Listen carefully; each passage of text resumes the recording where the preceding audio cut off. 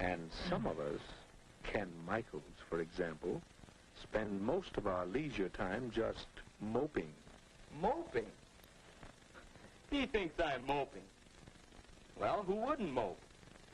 There's nothing to do, nobody's around. You know how it is. I went down to the bowling alley, went over to the drugstore. None of the gang was there. All my friends are busy, so what's for me to do? Do you suppose Ken has more leisure time than his friends do? Huh?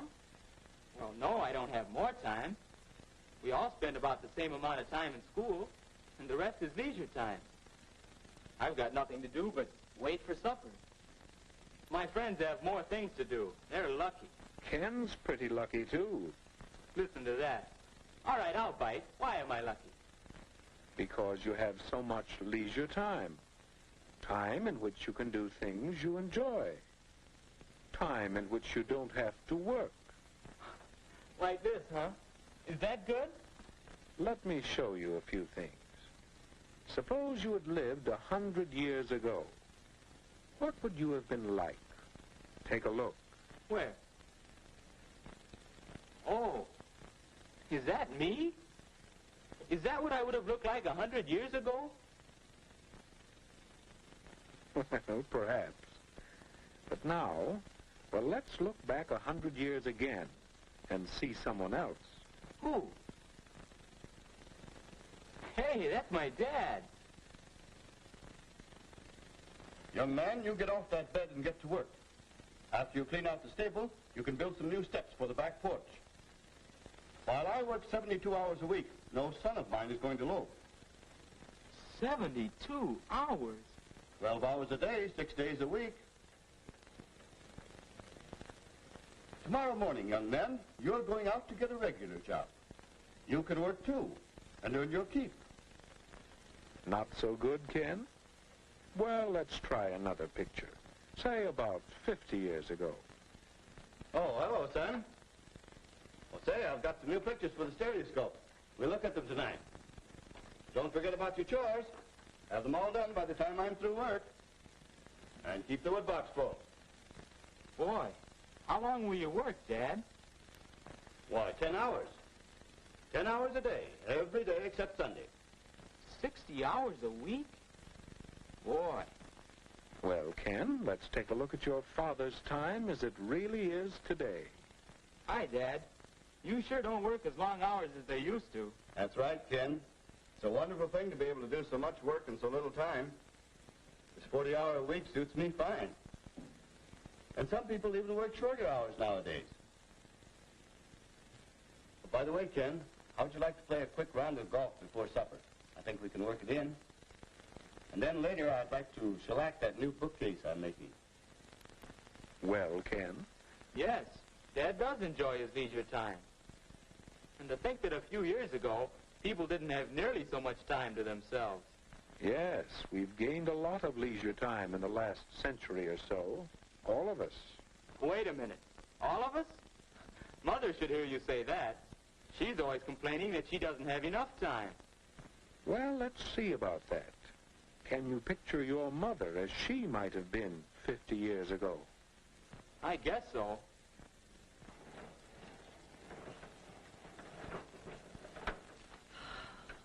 My, that's hard work. It takes so much time, too. But that's woman's lot in life.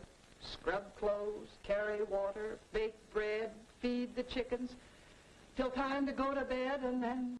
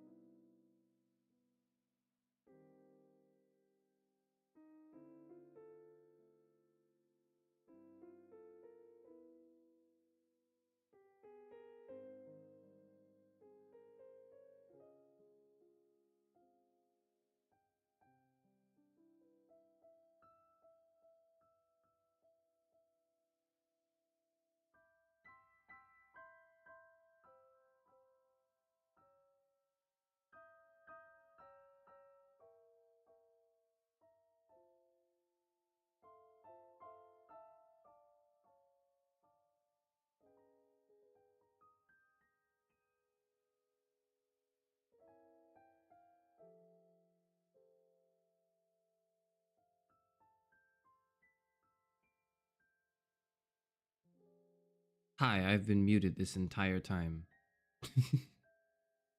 I've been talking to myself for the past 10 minutes or so. Um, I was gonna say we could use chat. I put it on. It immediately died. I think it was observable. I'd prefer if you didn't go back to see it. And then I also said something about classic Euphranor being late the stream. And then I said I was speaking for like 5 minutes. And then I said something about being late because I had to do a video edit, and I'm not very good at editing myself because I think everything I say is golden and important and very worthwhile, and that doesn't help me cut down my speaking a lot. So yeah, on the one hand, yes, it's good exercise. Yes, it is. On the other, it was a very simple stream edit that took me like 3 weeks or something. Regardless, it's here now. I've uploaded it. I maybe in hindsight could have subtitled it as well. Could have put captions on it, but maybe that can be for the next stream edit, because I don't know. I grew a little tired of him. Of having to hear my own voice. Like, that's not the problem. It's just hearing the same things over and over again, because whenever I do an edit, I have to, like, I'll go back to the beginning and I'll just replay it. I will just, the whole entire thing, and I'll hear myself over and over and over and over and over again. Congrats on the new video, thank you. And it's not even new. The thing is, like, it's not even new to most of you guys in the chat right now, because you've probably already seen it. It's just the meaning of live stream again. I just cut it down and made it more sensible and cut out a lot of the fluff. Not all of it. There's still a lot of fluff left, but I thought that it would make the packaging more comfortable.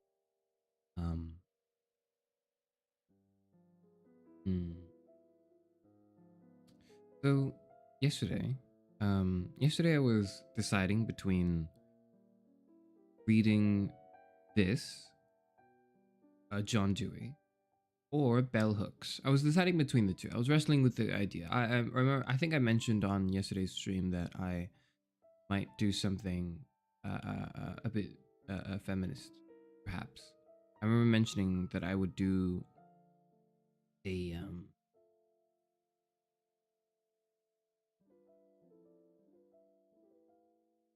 works, right? Because my entire OBS is filled with my log view is red and orange text, which nobody here is probably too familiar with, but if you are, then you know you know how bad it anyways. Professional use your reverse so slowly, daily, nightly, in little ways. Well, slowly is the key word here. Just unfortunate. So I was deciding between bell hooks and John Dewey to read today. I was going to read bell hooks, The Will to Change. I was going to read chapter 1 of that.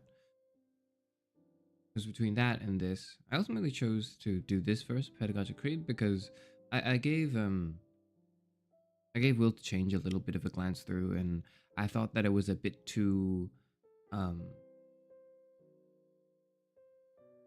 uncomfortable, even for like philosophy. Philosophy tends to be uncomfortable, right? But I thought that was like a little more uncomfortable than my audience and channel was ready for. I think I still want to do it, obviously, but just the reading, not even like an analysis or a review, just the reading. But I want to maybe I'll do that next week. You know, just I ease into a bit into the reading streams first. See everyone get familiar with it, right?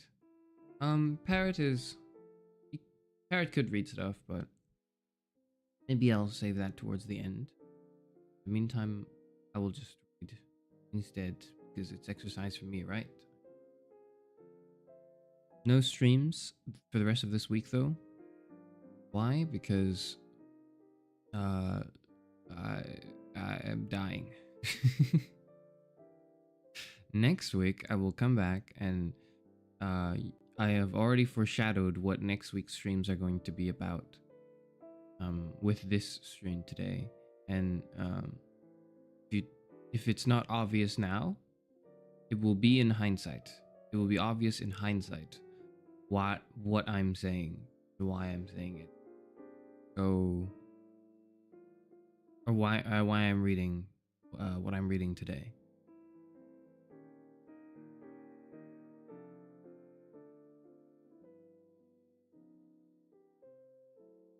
For now, it will seem just kind of random. Like, how did we jump from the beginnings of French existentialism to just the philosophy of education? Well, you'll see why. You'll see.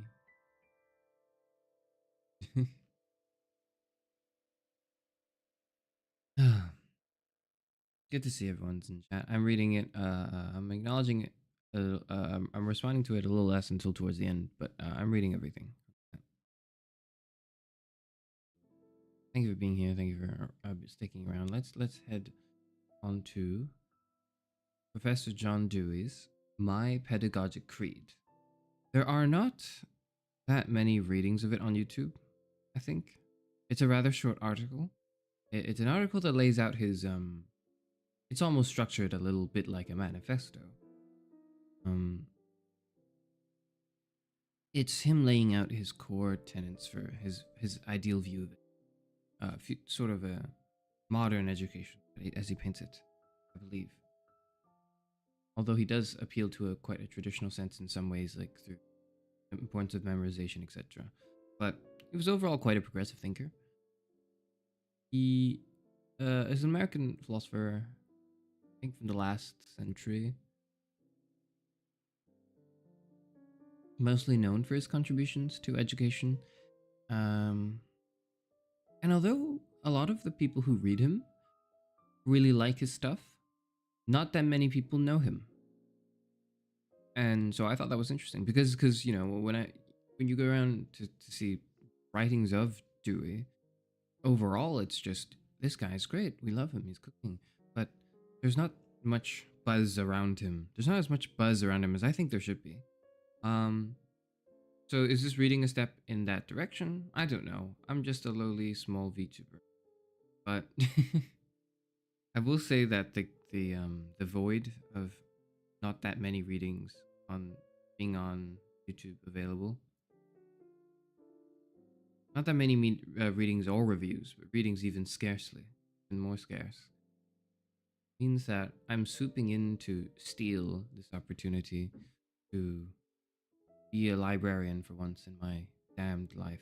All right, let's move on to let's finally actually read the thing. My Pedagogic Creed by Professor John Dewey. Also, Demands of Sociology upon Pedagogy. By Professor Albion W. Small. We're not going to read that section, but it's part of the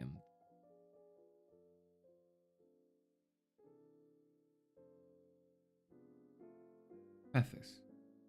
The isolation of the teacher is a thing of the past. The processes of education have come to be recognized as fundamental and vital in any attempt to improve human conditions and elevate society. The missionary and social reformer have long been looking to education for counsel and aid in their most difficult undertakings. They have viewed with interest and pleasure the broadening of pedagogy, so as to make it include not only experimental physiology and child study, but the problems of motor training, physical culture, hygiene, and the treatment of defectives and delinquents of every class. The schoolmaster, always conservative, has not found it easy to enter this large field, for he has often failed to realize how rich and fruitful the result of such researches are. But remarkable progress has been made, and a changed attitude on the part of educators is the result.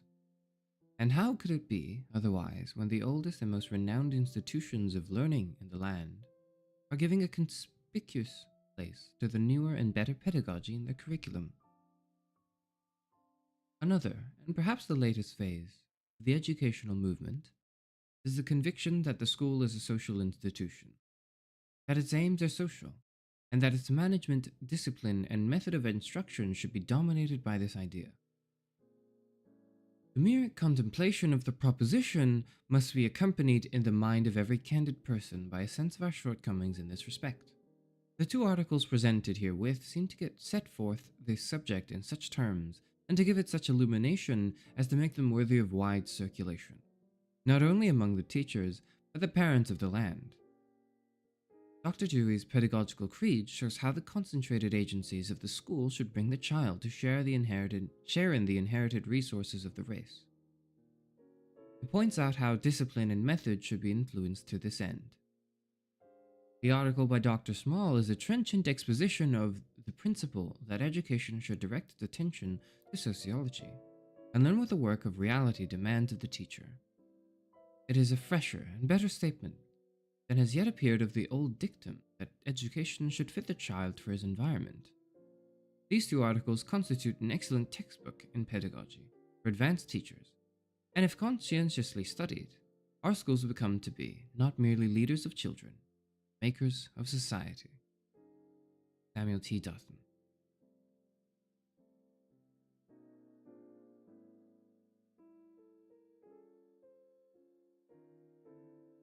Is still alive? Excellent. Okay. Making sure, please.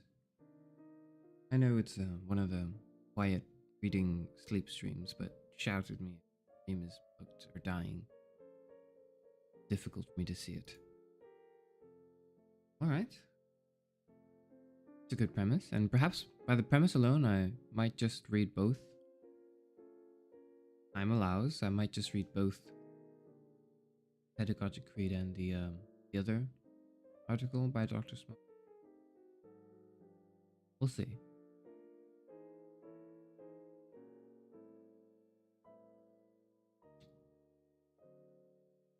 My Pedagogic Creed, Article 1, What Education Is.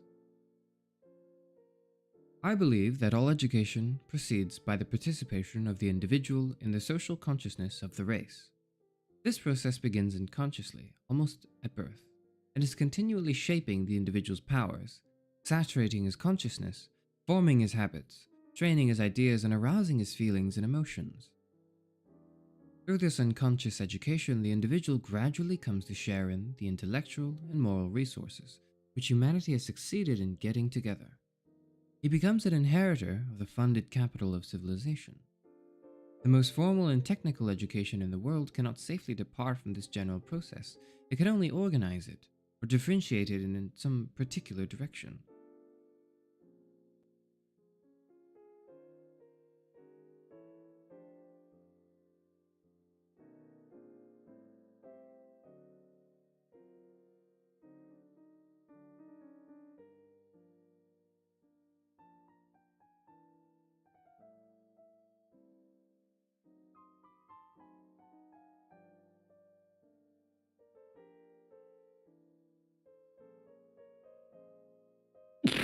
Excuse me. I shouldn't have let that happen. Sorry. I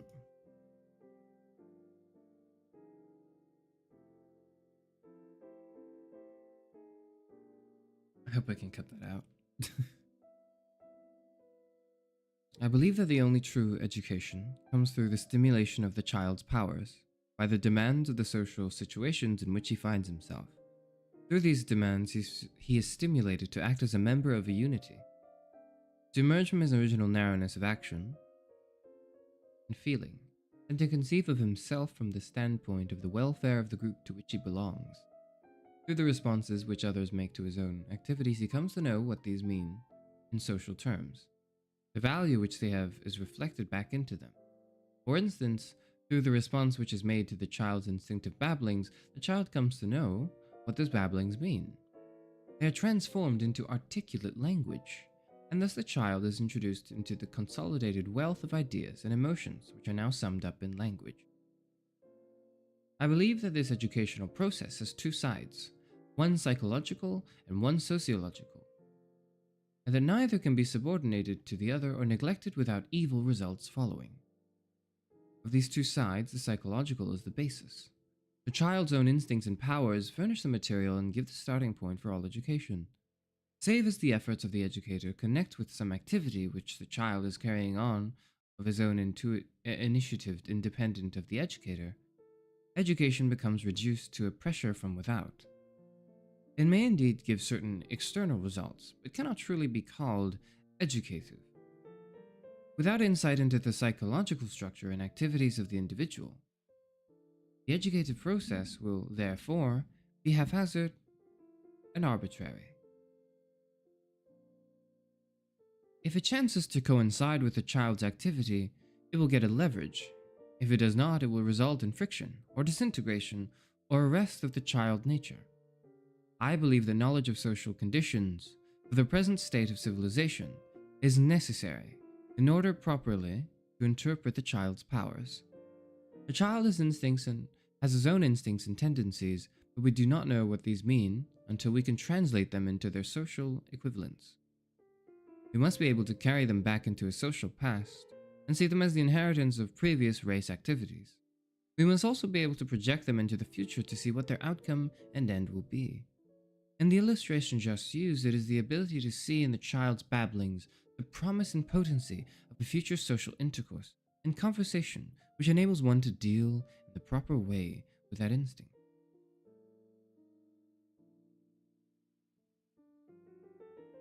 I believe that the psychological and social sides are organically related, and that education cannot be regarded as a compromise between the two, or a superimposition of one upon the other.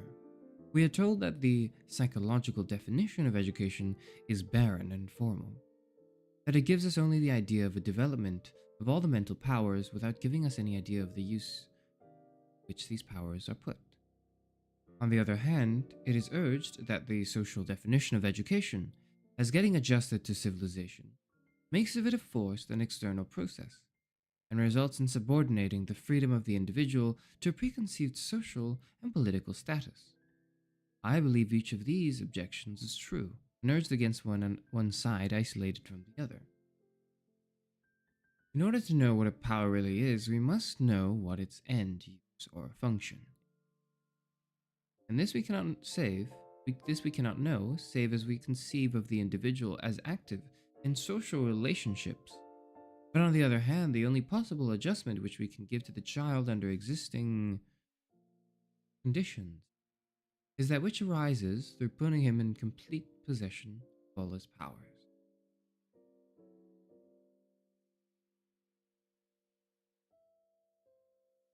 With the advent of democracy and modern industrial conditions, it is impossible to foretell definitely just what civilization will be 20 years from now. Hence, it is impossible to prepare the child for any precise set of conditions. To prepare him for the future life means to give him command of himself. It means so to train him that he will have the full and ready use of all of his capacities, that his ear and eye and hand may be tools ready to command, that his judgment may be capable of grasping the conditions under which it has to work, and the executive forces be trained to act economically and efficiently. It is impossible to reach this sort of adjustment save as constant regard is had to the individual's own powers, tastes, and interests. Say, that is, as education is continually converted into psychological terms. Everyone with this so far? I think it's a little easier to understand than the existentialism we had yesterday. I think that was a lot more difficult to read. Sure.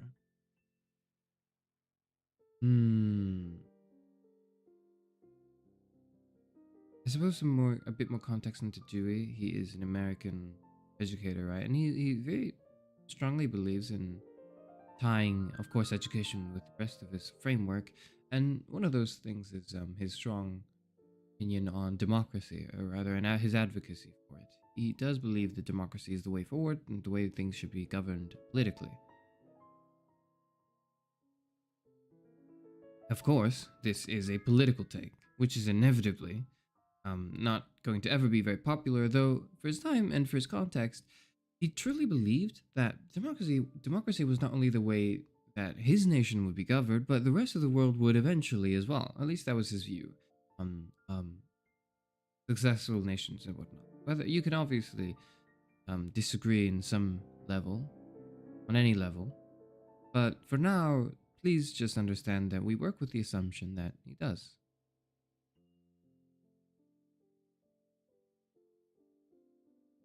Right. In sum, I believe that the individual who is to be educated is a social individual, and that society is an organic union of individuals. If we eliminate the social factor from the child, we are left only with an abstraction. If we eliminate the individual factor from society, we are left only with an inert and lifeless mass. Education, therefore, must begin with a psychological insight into the child's capacities, interests, and habits. It must be controlled at every point by reference to these same considerations. These powers, interests, and habits must be continually interpreted. We must know what they mean.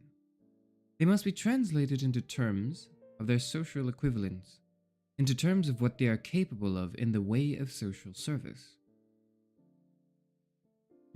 Social service, yes. Article 2. What the school is. I believe that the school is primarily a social institution. Education being a social process, the school is simply that form of community life in which all those agencies are concentrated that will be the most effective in bringing the child to share in the inherited resources of the race and to use his own powers for social ends. I believe that education, therefore, is a process of living and not a preparation for future living. I believe that the school must represent present life. Life as real and vital to the child as that which he carries on in the home, in the neighborhood, or on the playground. I believe that education which does not occur through forms of life, forms that are worth living for their own sake, is always a poor substitute for the genuine reality, and tends to cramp and to deaden. I believe that the school as an institution should simplify existing social life, to reduce it, as it were, to an embryonic form. Existing life is so complex that the child cannot be brought into contact with it without either confusion or distraction. He is either overwhelmed by the multiplicity of activities which are going on, so that he loses his own power of orderly reaction, or he is so stimulated by these various activities that his powers are prematurely called into play, and he becomes either unduly specialized or else disintegrated.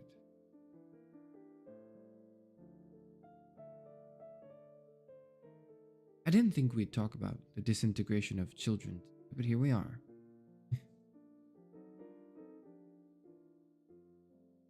Again, I hope this all makes sense. Let's move on. I believe that, as such, simplified social life, the school life should grow gradually out of the home life.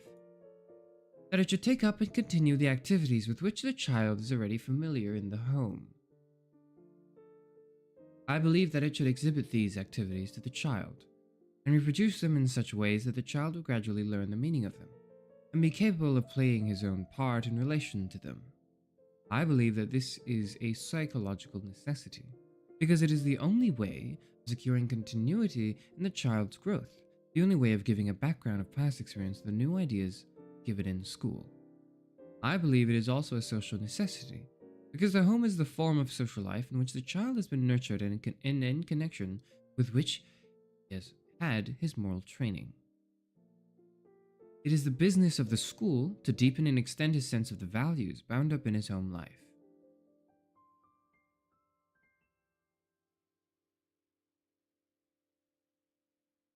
I believe that much of present education fails because it neglects this fundamental principle of the school as a form of community life. It conceives the school as a place where certain information is to be given, where certain lessons are to be learned, or where certain habits are to be formed. The value of these is conceived as lying largely in the remote future. The child must do these things for the sake of something else he is to do. They are mere preparations. As a result, they do not become a part of the life experience of the child, and so are not truly educated.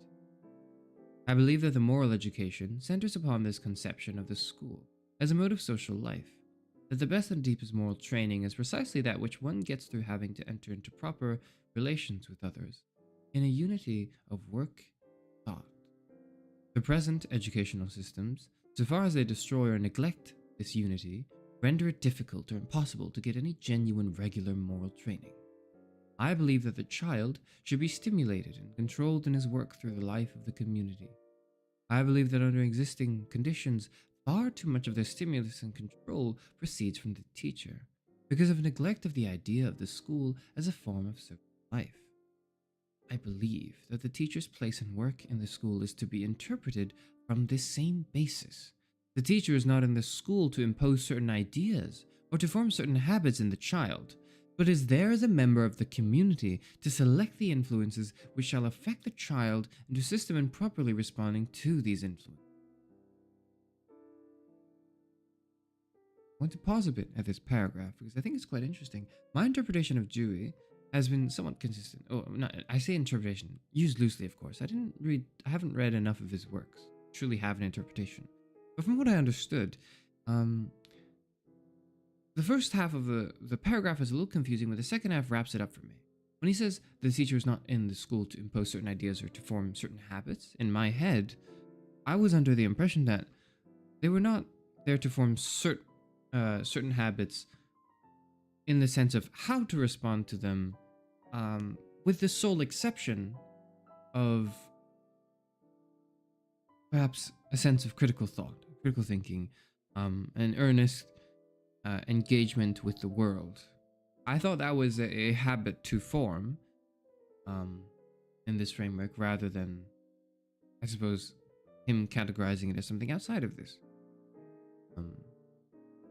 Right, as he writes immediately after, a member of the community to select the influences which shall affect the child, to assist him in properly responding to these influences.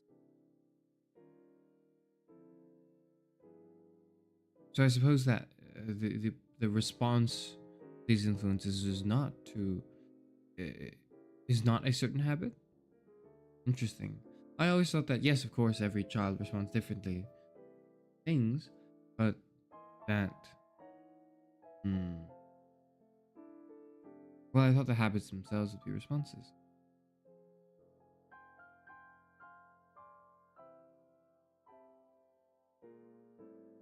Okay, let's move on from this, but that was something I wanted to highlight as something that was a little,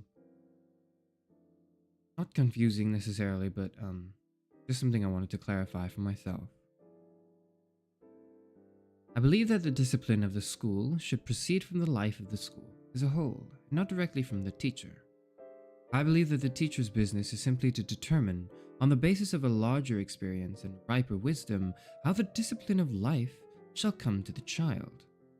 I believe that all questions of the grading of the child and his promotion should be determined by reference to the same standard. Examinations are of use only so far as they test the child's fitness for social life and reveal the place in which he can be of the most service and where he can receive the most help. Article 3. The subject matter of education. I believe that the social life of the child is the basis of concentration or correlation in all its training or growth.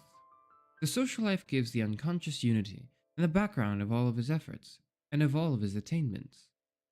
I believe that the subject matter of the school curriculum should mark a gradual differentiation out of the primitive unconscious unity of social life. I believe that we violate the child's nature and render difficult the best ethical results by introducing the child too abruptly to a number of special studies of reading, writing, geography, etc., out of relation to this social life.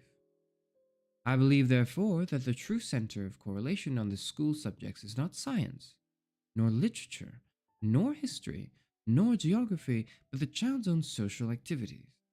I believe that education cannot be unified in the study of science, or so-called nature study, because apart from human activity, nature itself is not a unity. Nature in itself is a number of diverse objects in space and time, and to attempt to make it the center of work by itself is to introduce a principle of radiation rather than one of concentration. I believe that literature is the reflex, expression, and interpretation of social experience, that hence it must follow upon and not precede such experience. It therefore, cannot be made the basis, although it may be made the summary, of unification. I believe once more that history is of educative value, insofar as it presents phases of social life and growth. It must be controlled by reference to social life. When taken simply as history, it is thrown to the distant past and becomes dead and inert. Taken as the record of man's social life and progress, it becomes full of meaning. I believe, however, that it cannot be so taken accepting, as the child is also introduced directly into social life.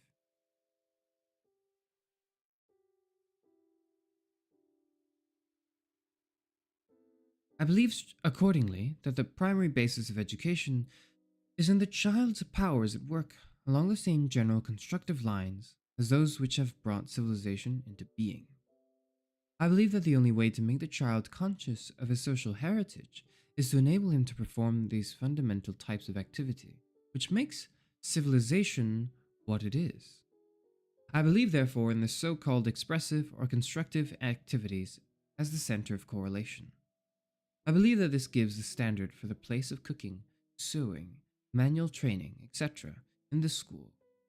I believe that they are not special studies, which are to be introduced over and above a lot of others in the way of relaxation or relief, or as additional accomplishments. I believe rather that they represent as types fundamental forms of social activity, and that it is possible and desirable that the child's introduction into the more formal subjects of the curriculum be through the medium of these activities. I believe that the study of science is educational, insofar as it brings out the materials and processes which make social life what it is. I believe that one of the greatest difficulties in the present teaching of science is that the material is presented in purely objective form, or is treated as a new peculiar kind of experience, which the child can add to that which he has already had. In reality, science is of value because it gives the ability to interpret and control the experience already had. It should be introduced not as so much as new subject matter, but as showing the factors already involved in previous experience, and as furnishing tools by which the experience can be more easily and effectively regulated. I believe that at present we lose much of the value of literature and language studies because of our elimination of this social element. Language is almost always treated in the books of pedagogy simply as the expression of thought. It is true that language is a logical instrument, but it is fundamentally and primarily a social instrument. Language is the device for communication. It is the tool through which one individual comes to share the ideas and feelings of others. When treated simply as a way of getting individual information, or as a means of showing off what one has learned, it loses its social motive end. I believe that there is, therefore, no succession of studies in the ideal school curriculum. If education is a life, all life has from the outset a scientific aspect, an aspect of art and culture, and an aspect of communication. It cannot therefore be true that the proper studies for one grade are mere reading and writing, and that at a later grade, reading or literature or science may be introduced. Progress is not in the succession of studies, but in the development of new attitudes towards, new interests in, experience. I believe finally that education must be conceived as a continuing reconstruction of experience, that the process and the goal of education are one and the same thing. I believe that to set up any end outside of education as furnishing its goal and standard is to deprive the educational process much of its meaning and tends to make us rely upon false external stimuli in dealing with the child.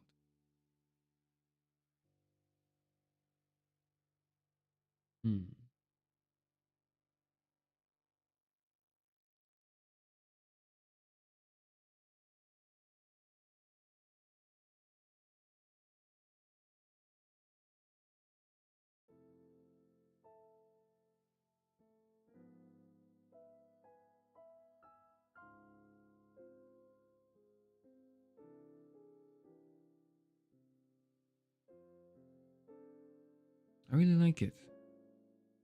I don't know what else to say other than largely he's spitting facts here.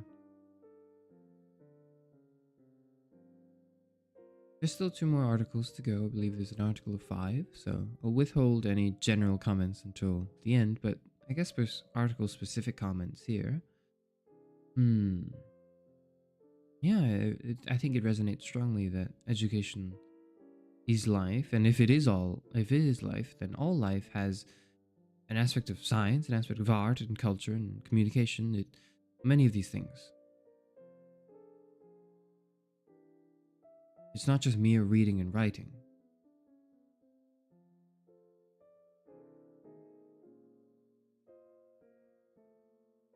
A continuing reconstruction of experience, the second last paragraph here, I find is really nice wording.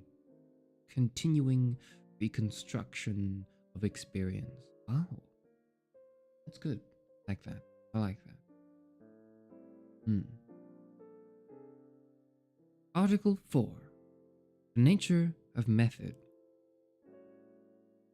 I believe that the question of method is ultimately reducible to the question of the order of development of the child's powers and interests. The law of representing and treating material is the law implicit within the child's own nature. Because this is so, I believe the following statements are of supreme importance as determining the spirit in which education is carried on.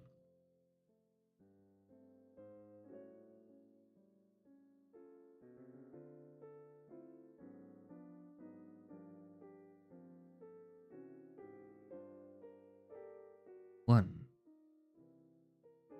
I believe that the active side precedes the passive in the development of the child nature, that expression comes before conscious impression, that the muscular development precedes the sensory, that movements come before conscious sensations. I believe that consciousness is essentially motor or impulsive. The conscious states tend to project themselves in action. I believe that the neglect of this principle is the cause of a large part of the waste of time and strength in schoolwork. The child is thrown into a passive, receptive, or absorbing attitude. The conditions are such that he is not permitted to follow the law of his nature. The result is friction and waste. I believe that ideas, intellectual and rational processes, also result from action and evolve for the sake of this better control of action. What we term reason is primarily the law of orderly or effective action. To attempt to develop the reasoning powers, the powers of judgment, without reference to the selection and arrangement of means in action, is the fundamental fallacy in our present methods of dealing with this matter. As a result, we present the child with arbitrary symbols. Symbols are a necessity in mental development, but they have their place as tools for economizing effort. Presented by themselves, they are a mass of meaningless and arbitrary ideas imposed from without.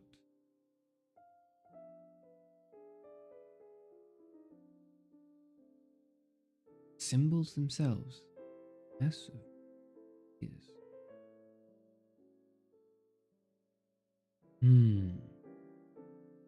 Okay. 2. I believe that the image is the greatest instrument of instruction, the great instrument of instruction. What a child gets out of any subject presented to him is simply the images which he himself forms with regard to it. I believe that if 9/10 of the energy at present directed towards making the child learn certain things were spent in seeing to it that the child was forming proper images, the work of instruction would be indefinitely facilitated. I believe that much of the time and attention now given to the preparation and presentation of lessons might be more wisely and profitably expended in training the child's power of imagery and in seeing to it that he was continually forming definite, vivid, and growing images of the various subjects which he comes in contact and experience.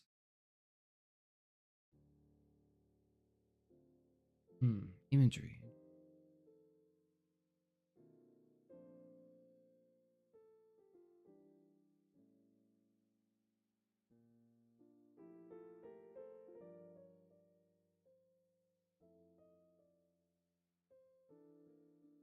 3.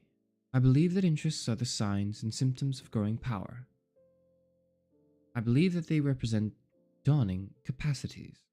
Accordingly, the constant and careful observation of interests is of the utmost importance for the educator.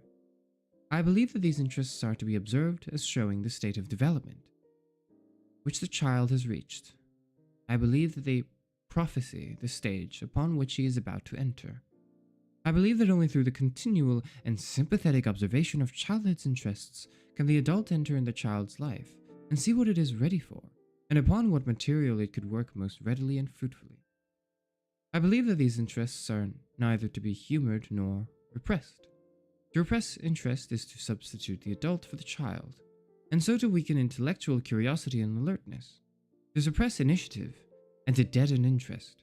To humor the interests is to substitute. To humor the interests is to substitute the transient for the permanent. The interest is always the sign of some power below. The important thing is to discover this power. To humor the interest is to fail to penetrate below the surface, and its sure result is to substitute caprice and whim for genuine interest. Now that is an interesting paragraph to me as well. Here he says to repress interest is to substitute the adult for the child, and so to weaken intellectual curiosity and alertness, to suppress initiative and to deaden interest. One of the general critiques, or rather responses, I was going to make initially was that he focuses a lot on the child when he speaks of a student, right, in his pedagogic creed. And I was thinking that it might be more useful to conceive of the student not as a child particularly, but as a student, because people don't stop learning when they grow up, right? I mean, students who go to university are usually of adult age, and even older than that, people still learn at a job or at experiences or meetings, perhaps not academically, but they still learn nonetheless. And that to me is still part of an educational process, one that a lot of pedagogic notions can map onto. And so categorizing the student as a child so much, to me at least, was something perhaps to address or to change or to, well, at least that would be my response. So here he says to repress interest is to substitute the adult for the child, and I believe he's talking in context of the student. I think that's interesting because I'm not sure then now how he is conceiving of the student. Is the student necessarily a child? Because he stresses a lot that the points he makes are of children. And this was an English writer. This isn't a translation thing. This person was an American in somewhat recent times, so his language should be quite accessible. I don't know. I just think that's it's a very interesting paragraph that definitely helps me rethink what he's doing. Let me read the comments for a bit. Right, finished the wall. Just one layer of paint left. Anyways, can you resume the past half hour? Well, I have never paused the past half hour. If you'd like to go see it, you can always rewind. That's always there. This is one of the wonders of contemporary technology, is the ability to manipulate time, although in a limited fashion, at will. Sorry, late to the lecture. Librarian was napping. What did I miss? What topics were we talking about? We are currently reading John Dewey's My Pedagogic Creed. John Dewey is an American philosopher, and his main thing is the philosophy of education. I've mentioned him before on stream, I think. And this is me reading his My Pedagogic Creed, which I think is his first major work in the philosophy of education. His idea of education is very much tied to the rest of his worldview. And one of the very strong things about his worldview is an advocacy for democracy. And he bases a lot of his philosophy on that. And so, that is a political statement. How scary, the topic of political statements. Fear not, our fearless librarian is here to ease you through the discomforts of political discourse online. I see we are reading on Google. Does the librarian use VPN? Well, this is archive.org. Um, Listen, it's one thing to buy a physical copy of a book, but it's another to be able to find a way to stream it properly, and inevitably you kind of just have to. Anyways, we're here now. On an unrelated note completely, I think the most important way of supporting an academic or someone who writes isn't just by buying their books, but it's also by reading them and sharing them with the people around you. So, BTW, this is more sociology, goddammit, philosophy. Again, we have our hands in everything. And this is also a little bit more aligned towards my interests because, well, we could read some metaphysics, some hardcore metaphysics, but I'm just not too interested in it personally. Perhaps we could dip into it, though, for a future stream. And it'll be less of a me sort of guiding you and more of a let's get lost together in the sauce and try to figure out what the hell Hegel meant by, well, anything really. But so far I hope it's not too confusing.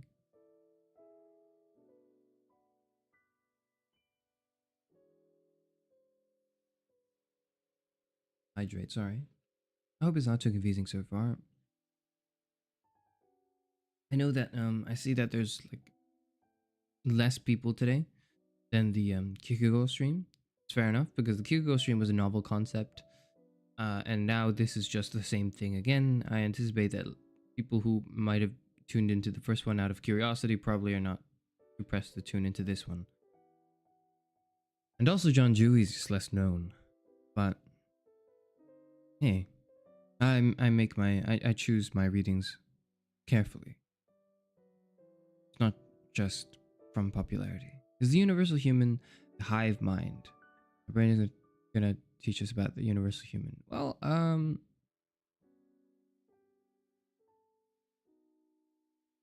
no, I will not. I will not teach you anything. I will simply read today and give thoughts. That's all I will do. Alright, let's get back to it. 4. I believe that the emotions are the reflex of actions. I believe that to endeavor to stimulate or arouse the emotions apart from their corresponding activities is to introduce an unhealthy and morbid state of mind. I believe that if we can only secure right habits of action and thought with reference to the good, the true, and the beautiful, the emotions will for the most part take care of themselves. I believe that next to deadness and dullness, formalism and routine, our education is threatened with no greater evil than sentimentalism. I believe that this sentimentalism is a necessary result of the attempt to divorce feeling from action. Okay.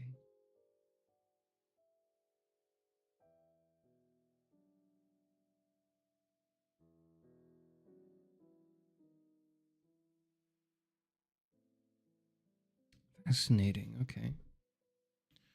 Sentimentalism, the necessary result of the attempt to divorce feeling from action. Which, of course doesn't sound very good the way he puts it. Why are we divorcing feeling from action? That is quite strange. Article 5. The school and social progress.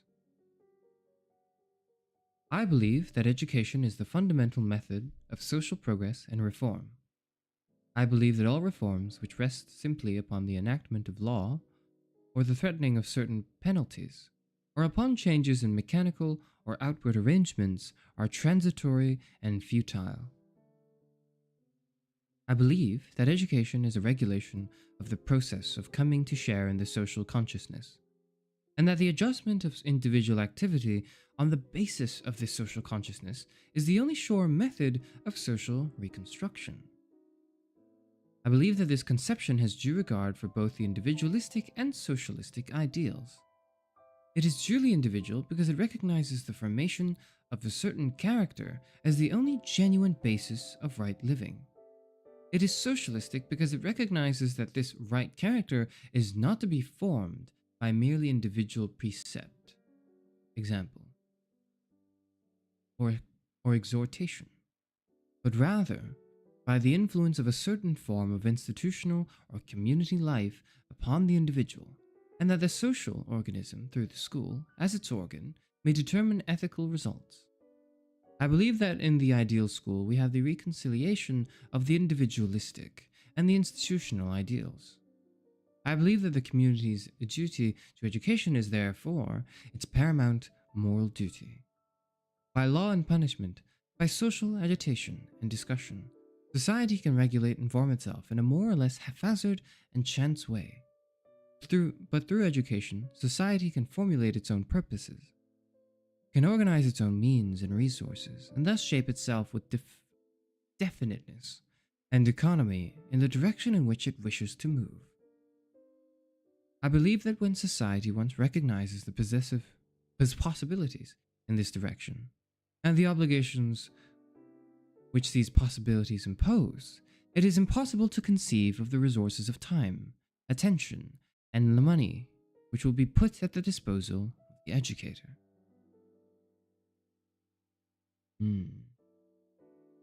I believe it is the business of everyone interested in education to insist upon the school as the primary and most effective interest of social progress and reform, in order that society may be awakened to realize what the school stands for and aroused to the necessity of ensuing the educator with sufficient equipment properly to perform his task.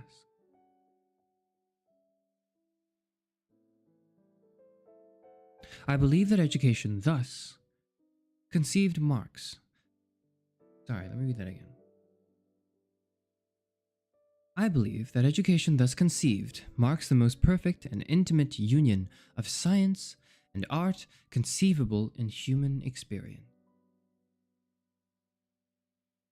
I believe that the art of thus giving shape to human powers and adapting them to social service is the supreme art, one calling into its service the best of artists, that no insight, sympathy, tact, executive power is too great for such service. I believe that with the growth of psychological service giving added insight into individual structure and laws of growth, and with growth of social science adding to our knowledge of right organization of individuals, all scientific resources can be utilized for the purposes of education. I believe that when science and art thus join hands, the most commanding motive for human action will be reached, the most genuine springs of human conduct aroused, and the best service that human nature is capable of guaranteed. I believe, finally, that the teacher is engaged not simply in the training of individuals, but in the formation of the proper social life. I believe that every teacher should realize the dignity of his calling, that he is a social servant, set apart for the maintenance of proper social order, and the securing of the right social growth. I believe that in this way, the teacher always is the prophet of the true God, and the usherer in of the true kingdom. And that is the end of my Pedagogic Creed by John Dewey.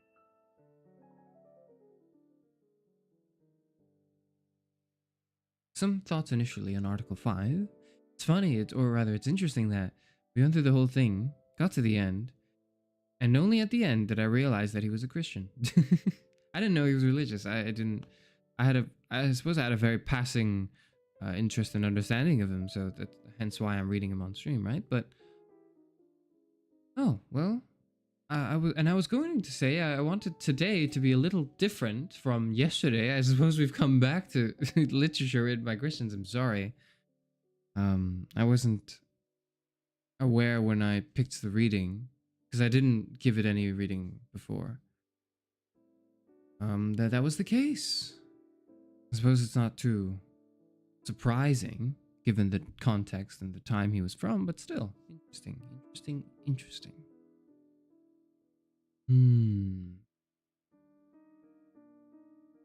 Initial thoughts.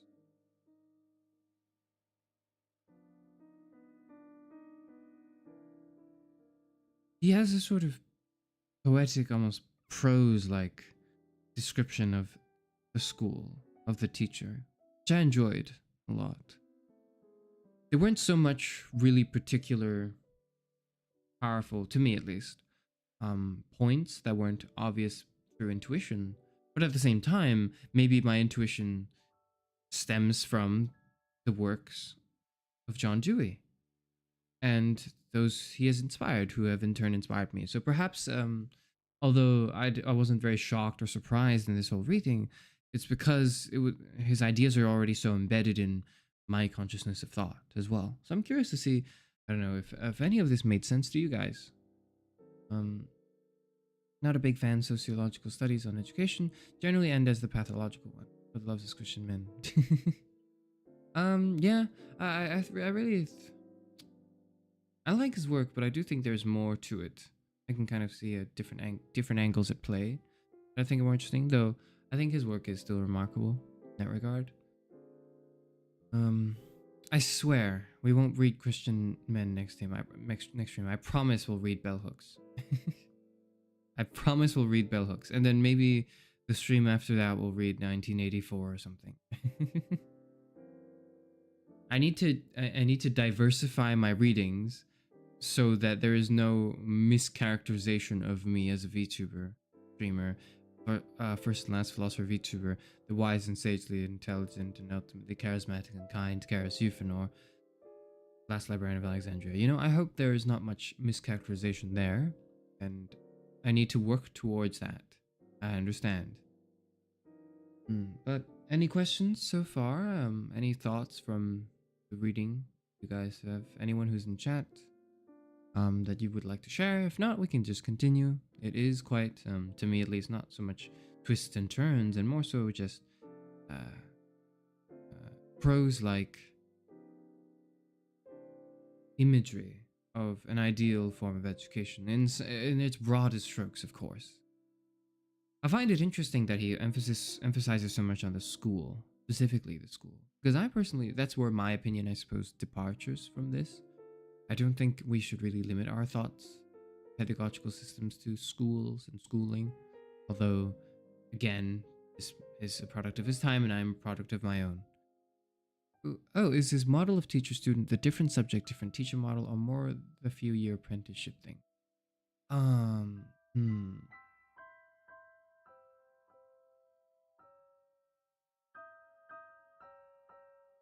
I suppose it leans, in my reading understanding of it, it leans more towards the apprenticeship thing. Though he does specify different. It's not that there are no different skills. It's just one person teaching everything. Strictly speaking, he doesn't really specify that, at least in this reading, right? And in my very limited understanding of him. But it's also a very heavy emphasis on the teacher being like engaging in it and engaging with the students, and the students being engaged. So it's a good question, because it's sort of his own reconciliation of both of those things, that they're not strictly opposites. My reading of him, that you can have different subjects and different teachers, but that is not to say that it's all very packaged and isolated and alienated experiences like it is right now in contemporary education, right? And one of the key aspects of the few-year apprenticeship thing is that it's very engaging. It's very like personal. It's very in some sense intimate. I hope in the proper sense. I hope I'm not describing it with misleading words, but I hope you understand what I mean by intimate process. So he kind of prefers a mix between reform of the system and reform of the method. Yeah. He speaks about a sort of traditional education of just imparting knowledge into students' brains, and also the newer education of that which is teaching the student according to their needs or like their interests or whatever. And he kind of has he has both. He has aspects of both in his thinking, I think. Good questions. Thank you. Okay, let's move on, I think. because I don't have too many thoughts, or maybe I should have some conclusive thoughts on my pedagogic creed before we move on. There's the subject of today, and I did it in a third of the time I did for yesterday's stream. So I suppose we can also read Demands of Sociology upon Pedagogy, which I think will be a good reading. I will say that I like Dewey, but there's not enough work being done that expands on his... Like the whole, let me go back a few pages. There was an idea that we must engage people's curiosity and interests. You know, he's cooking. Where is it? The child is thrown into a passive, receptive, or absorbing attitude. The result is friction and waste. You know, yeah, that, he's cooking. I like it. He makes a lot of sense. We can almost even see that in our forms of education now, but it's a problem that we see it now because he's not a writer for now. He was a writer for 100 years ago. So why is there such a dissonance between what he's saying and what's being done, you know, in actual classrooms? I suppose that's a whole different point. Sorry, I was trying to make one point, but I made another. The first point I wanted to make is that there's not enough academic work being done to expand on, you know, what he means by conditions that allow and permit them to follow the law of their nature that don't result in friction and waste, you know?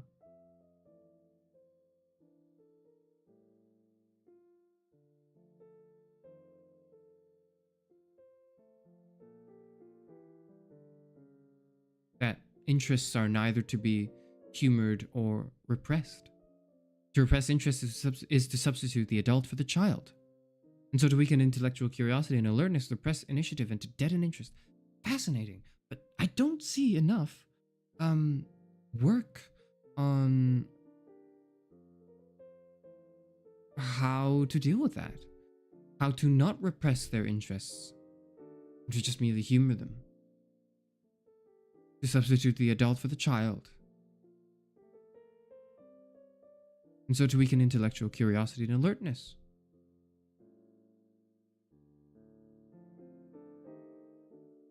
How do we do that specifically? And I guess that's right. In the sort of frustration you may have, Tara, this person who's been chatting here on this, because I forget to mention that chat is not on my screen right now, so you can't see it. But someone mentioned a frustration with that this is kind of like sociology again. And, you know, my response is that you're right, and I wish there's more to it than that, but this is still nonetheless very good. And I suppose the second salient point I can make is like, well, how do we implement this? Why is it not being implemented? Why is there such a divorce between our educational ideals and the reality that is? Of course, we might not find these answers in John Dewey. We might find them in more contemporary papers, but, you know, some of which I've read, but I'm not here to, like, I'm not making genuine philosophical thoughts and motions. I'm more so trying to guide you to see this train of thought and where it leads to, right? Like, obviously I'm somewhat aware of works that expand on John Dewey, but yeah, anyways. Okay.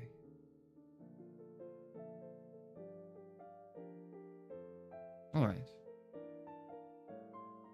Now that that's the end of John Dewey's Pedagogic Creed, my Pedagogic Creed, let's move on to Demands of Sociology upon Pedagogy by Professor Albion W. Small, PhD, University of Chicago. Right?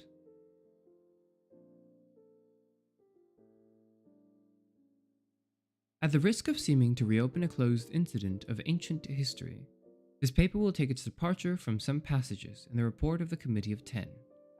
The present aim is to define a point of view quite different from that of the committee, in emphasizing the ends to be gained in education rather than the means to be employed. The writer wishes to be understood as having in mind the whole school career. It is impossible within the limits of this paper to discuss laws or principles of variation, which from this point of view should adapt methods to the learner's needs at different stages of mental growth. The principal end of all education, says the Conference on History, Civil Government, and Political Economy, is training. The sociologist develops this non-committal response of the oracle into the following. The end of all education is first, completion of the individual. Second, implied in the first, adaptation of the individual to such cooperation with the society in which his lot is cast that he works at his best with the society in perfecting its own type, and consequently in creating conditions favorable to the development of a more perfect type of individual. The Committee of 10 seems to have stopped at conclusions which tacitly assume that psychical processes in the individual are ends unto themselves. To be sure, there are signs of a vague looking for judgment from the tribunal of larger life upon the products of this pedagogy, but the standards of a real test seem to have had little effect upon the committee's point of view. We are told that the mind is chiefly developed in three ways: by cultivating the powers of discriminating observation, by strengthening the logical faculty, by improving the processes of comparison, i.e. the judgment. We are further told that studies in language and the natural sciences are best adapted to cultivate the habits of observation, mathematics for the training of the reasoning faculties, history and allied branches to promote the mental power which we call the judgment. That the naively medieval psychology behind all this would be humorous if it were not tragical. I need not label the pedagogic philosophy with which my sociology allies itself when I declare that sociology, in common with the most intelligent pedagogy of today, refuses to classify educational material along those lines. In the first place, education is not an affair of perception, reflection, and judgment alone. Education connotes the evolution of the whole personality, not merely of intelligence. In the second place, if I am not mistaken, a consensus is rapidly forming, both in pedagogy and in sociology, to the effect that action in contact with reality, not artificial selection of abstracted phases of reality, is the normal condition of maximum rate and symmetrical form of personal development.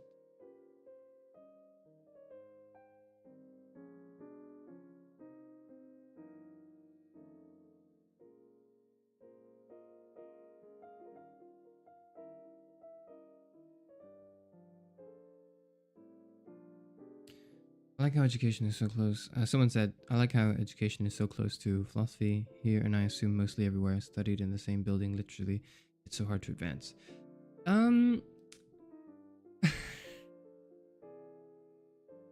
Funny you mentioned that.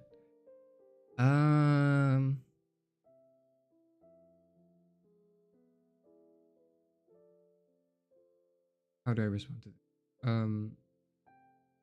Let's just say that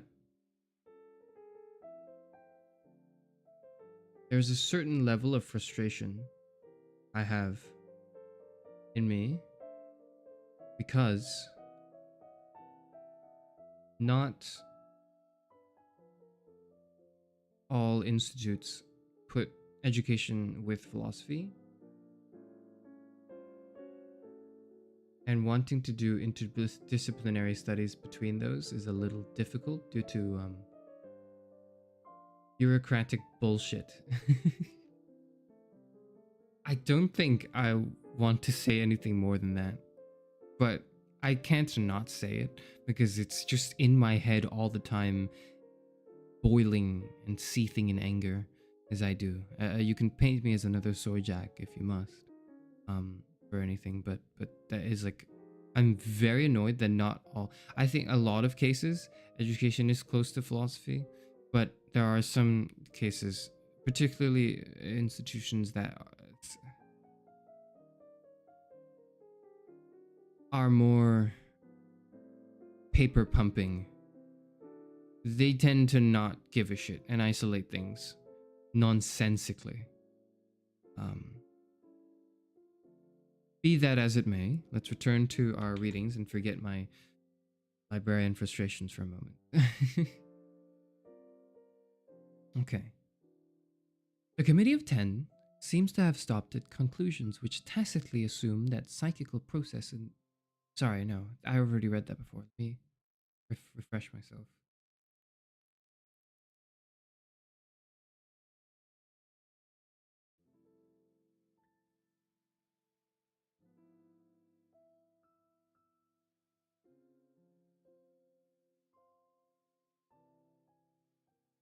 Once more, the Committee of 10 was content to remain in the dismal shadows of the immemorial...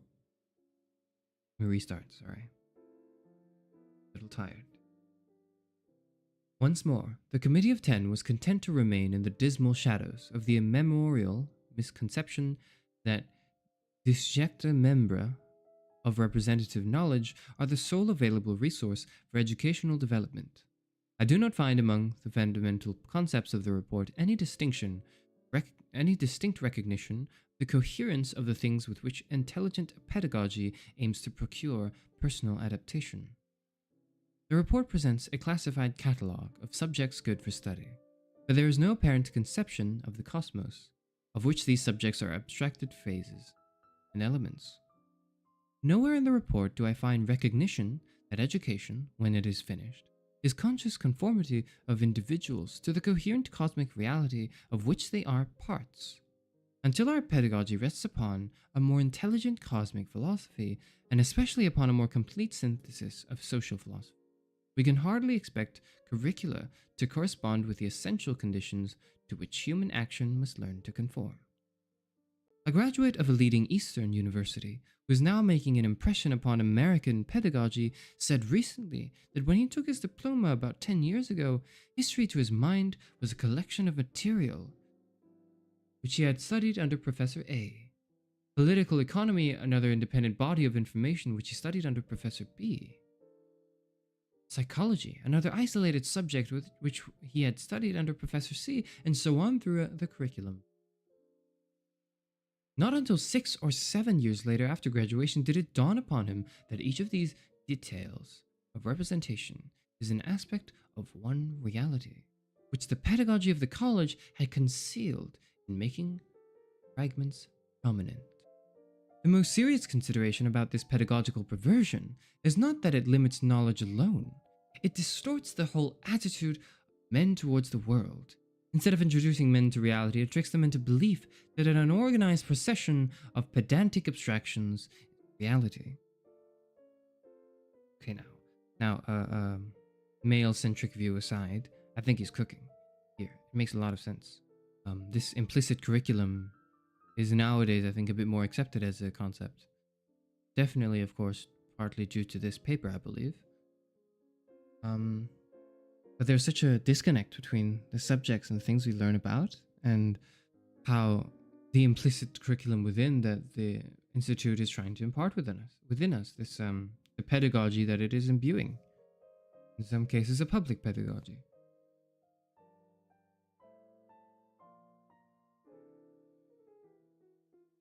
Driven by consumerism, hence the modification of degrees and education and academics and all that. But that is a whole rant for another time. The report of the Committee of 10 presents to the sociologist, therefore, this anomaly. It is a whole made up of parts, every one of which may possibly be accepted by sociology. The totality, as presented by the committee, sociology must peremptorily reject. It is hot on the trail of pedagogical and sociological truth, without actually coming within sight of the truth. Human personality is not doomed to struggle forever, seriatim, with a long list of detached groups of facts in order to get its psychic and social development. The world of experience is one, not many. Pedagogy and sociology are discovering this unity by different processes, and as a consequence of their perception that educational material is essentially one, not many, pedagogy and sociology are bound to combine their demands for complete change of front in education. The proper educator is reality, not conventionalized abstractions from reality. Hence the demand of the new pedagogy, supported heartily by the new sociology, that schooling, particularly in its earlier stages, shall be changed from an afflictive imposition upon life to a rationally concentrated accomplishment of a portion of life itself. Hence the correlated demand of the new pedagogy, also seconded by this new sociology, that, so far as conscious effort is made by instructors to supplement the education of action by the education of cognition, the objects of contemplation shall be kept real by being viewed constantly as organic parts of the one reality. They must no longer be made unreal through analytic segregation, which leaves them standing apart as independent realities. Having thus by negation challenged some of the implicit concessions of the Committee of Ten to the old dogmatic pedagogy and to pre-sociological concepts of reality, I pass to a positive definition of the outlook of sociology. I believe it to be also in the line of the pedagogy that will prevail. Human experience is concerned with three knowable elements. First, man's material environment, inanimate and animate. Second, man himself as an individual, and all of his characteristics from his place in the animal kingdom through his special physiology, psychology, and technology. Third, man's association or institutions. Sociology is the systematic attempt to reduce the reactions of these three elements, nature, man, institutions, to scientific form and expression. The inclusive reality which sociology finds comprehending both the processes and the products of these reactions is society, i.e., individuals in association within the conditions imposed by the material environment and modified by human achievement. The task set for each individual when he finds himself participant of this reality is to accommodate himself to prevailing conditions in such a manner that he may both accomplish and enjoy a maximum share of development which his stage in social evolution is empowered to accomplish.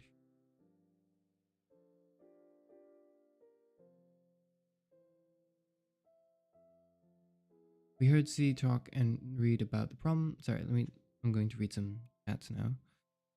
Chat messages. We heard C talk and read about the problem. We've done for decades. Almost every person has experienced it. Those who study how to think do so next to the problem, and yet it's still a problem. Yeah, pretty much. Yeah, that's about right. Imagine being part of humanities and educational sciences, and yet having the studies divided. Lamau couldn't be me. Well, let's just say I'm angry. Very angry at the world. Flip it and ship it. Soft reading philosophy ASMR. It's not ASMR, okay? Like, it's not like I'm just like reading, okay? That's not. It's not ASMR is like, you know, you have like a. You like scratch the microphone or something.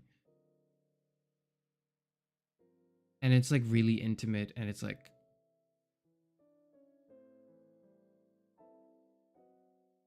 I'm not gonna do it. I was gonna do it. I was gonna like make fun of like the ASMR genre. Gonna poke fun at it, by like getting really close to the microphone, and then just saying something really funny. But I didn't. It occurred to me that some people might want to listen to this. Not to interrupt it, so I'm going to refrain myself from making immature jokes. Remind me to do that next stream. It's role-playing audio then? I'm not role-playing anything, I'm reading a book. God. You guys are terrible. I hate all of you. This is like, imagine like you're in class, and then like the lecturer is like reading something, and you're like, this is ASMR, and the 60-year-old professor turns around and he's just like confused. He's just utterly confused. That's me right now. I'm not saying I'm 60. It's just you know, like it's not like I am of an ambiguous age, right? But like it's just, you know. There's a beating you with a frying pan ASMR, your definition also. Yeah, but that's kind of like contemporary art. Beating you with a frying pan ASMR is an example of contemporary art, like the post-modern. That's kind of making fun of it, but in itself, like it's no longer like it. You know what I mean? It's no longer ASMR. No part of it is the essence of ASMR. Old man is angry, screams at clouds, and doesn't understand modernity. Yeah. Not to say that's me, of course, but you know. I think the term ASMR kind of lost its meaning. Yeah, like most words have lost their meaning. Maybe I can do a stream complaining about words that don't have the meaning they should have anymore.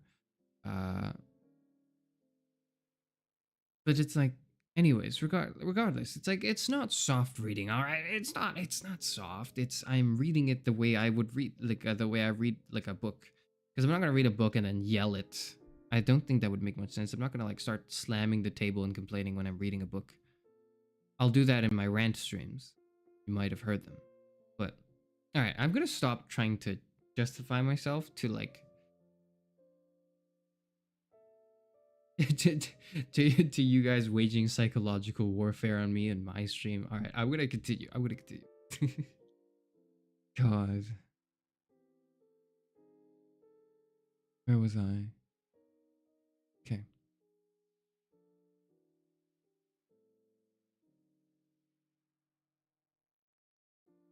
This life task of men consequently sets the pedagogical task of teachers.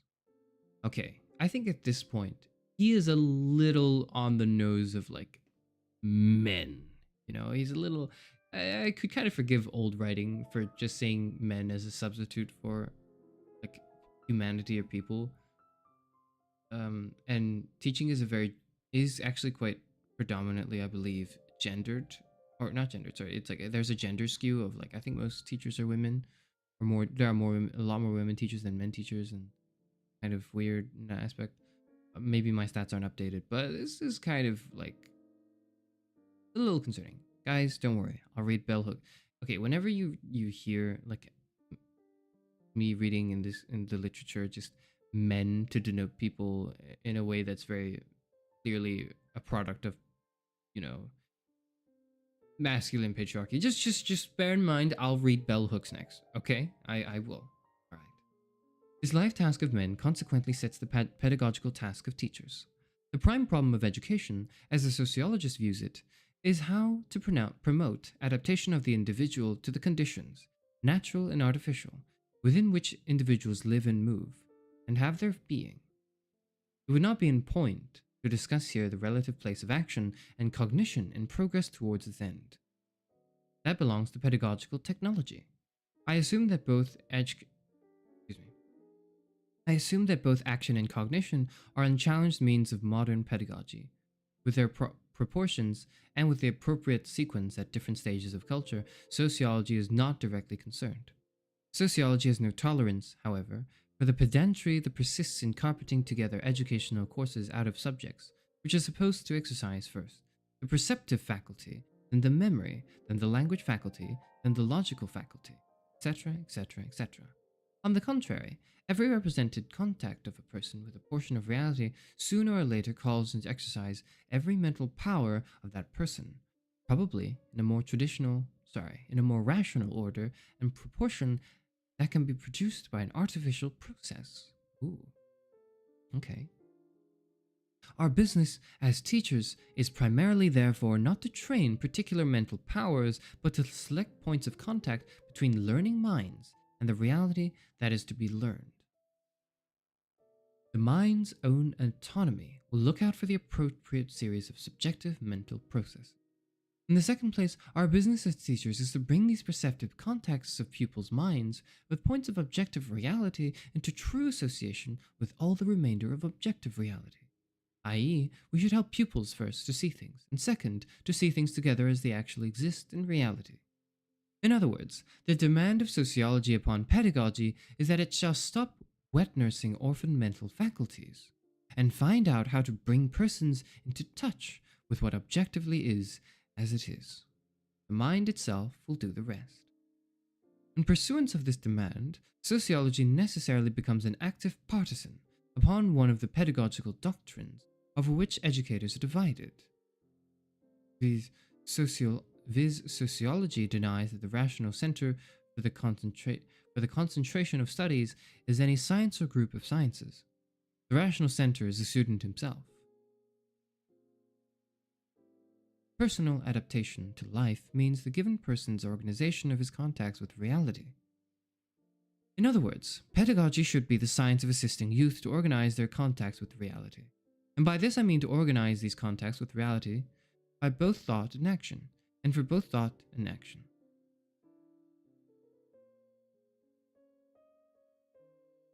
By thought and action, and for thought and action. Interesting.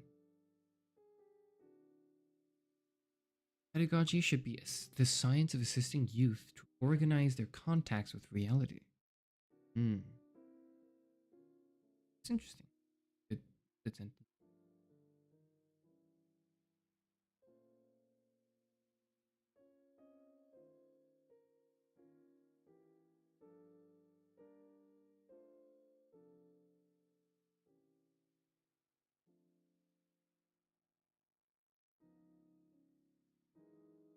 Relatively, the world stands still during the school age of any person. The pupil himself changes visibly, almost every day. The reality with which the pupil can have conscious contact is defined therefore by the pupil's own powers and opportunities. At each stage, however, himself on the one hand, and nature, men, institutions on the other hand, are the subject and object of adjustment. A changing self has the task of adaptation to a surrounding frame of things, which daily displays new mysteries and complexities. I just realized, is the music too soft?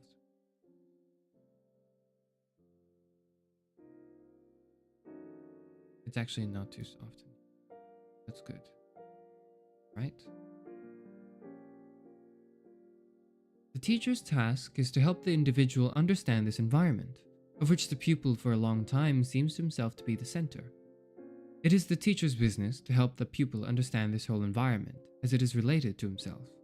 Presently, if the pupil's perceptions grow more penetrating and comprehensive, his own personal interests cease to seem the pivot on which the world of experience turns. His personality becomes extended, and at the same time his egoism gets balanced with the personal equation of others whose interests appear. The child finds the complement of his egoism in the family, the school, the group of playmates, the community, and at last, if his education is complete, in society at large. Yet at each varying diameter of comprehension, life, of which the child is at first to himself the center and circumference, and later life as a whole, of which the last individual is to himself in the final resort the most interesting part. Life, either individual or social, is the ever-present reality, which summarizes all that men can positively know. This central and inclusive reality varies, in representation, from socially unrelated individual life to a conception of individual life enlarged by evolved social consciousness into a function of the more abiding reality. This human career, either as pursued for himself by the socially unconscious individual, or as a mingling of the individual with others associated by force of circumstances in pursuing purposes which none perfectly comprehend, this life of men alike in nature, which within conditions imposing common limitations upon nature, is the whole of man's range of positive experience and scientific observation. Sociology consequently demands of educators that they shall elaborate available aids. First, to perception by the individual of the relation of part to part in this inclusive reality, the life of man in society. Second, that educators shall perfect influences to promote and adjustments for individuals to their appropriate functions within this whole.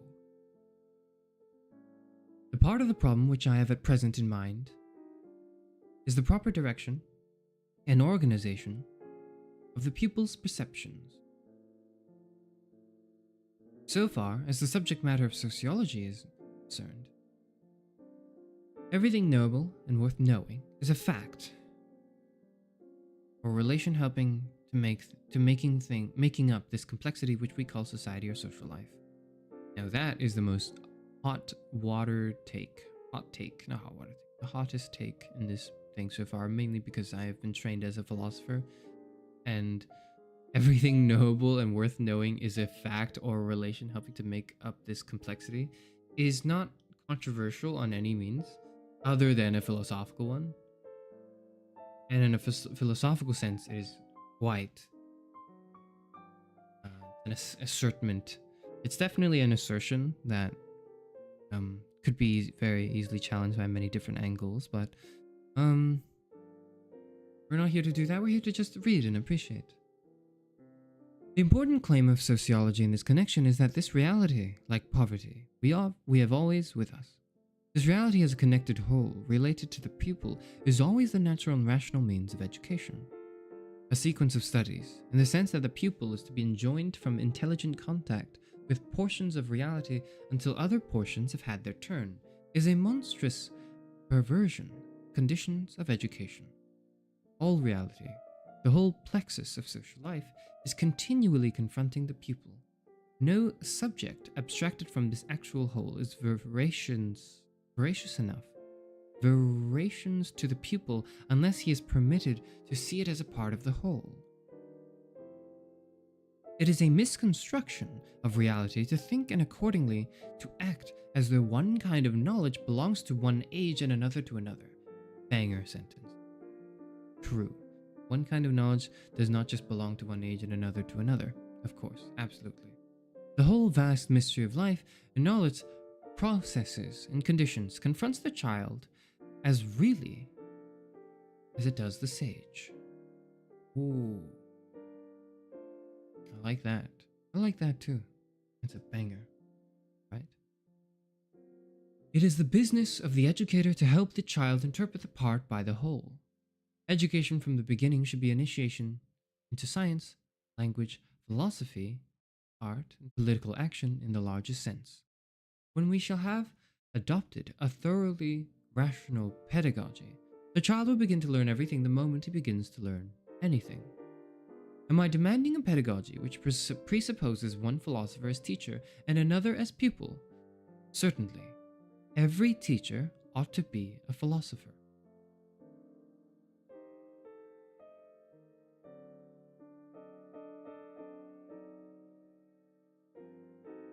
Based beyond belief. Based beyond belief. Based.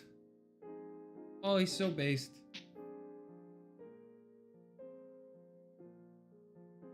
He's just like me for real. Oh, he's just like me for real, for real.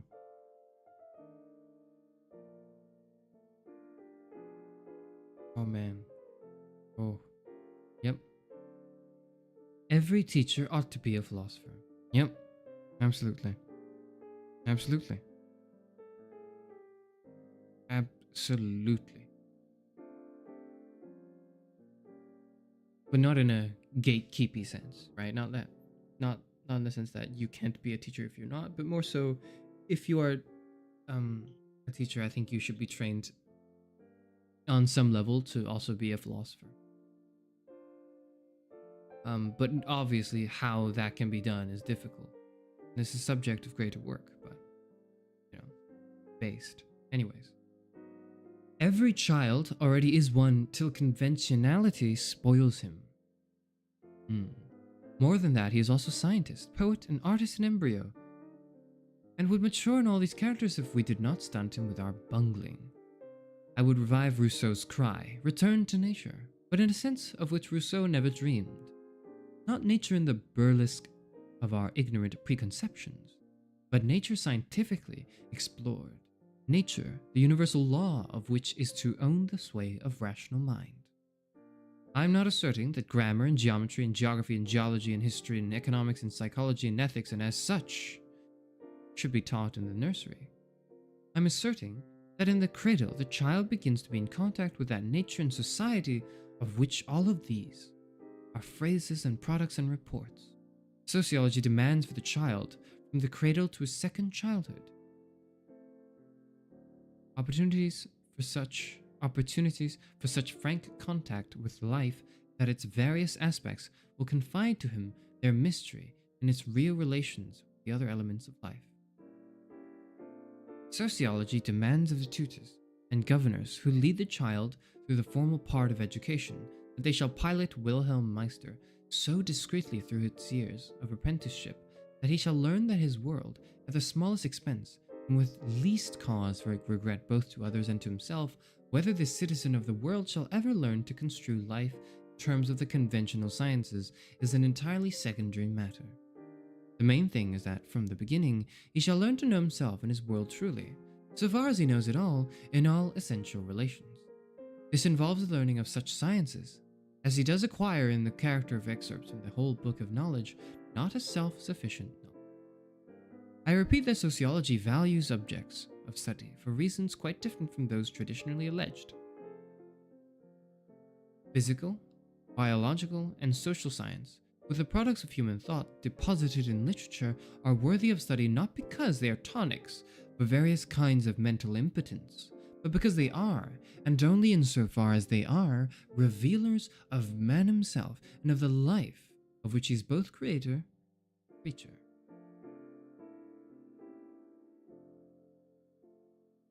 Without alluding further to other departments of knowledge, I may apply what I have said to the subject matter of the social sciences in particular.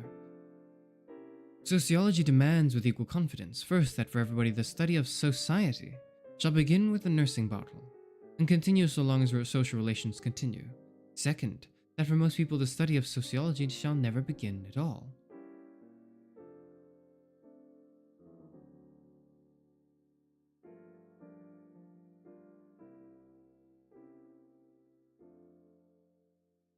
If the argument thus far has provoked expectation that I shall recommend the introduction of sociology into the curriculum of the lower schools, as the needed corrective of educational defects, the inference is decidedly at fault.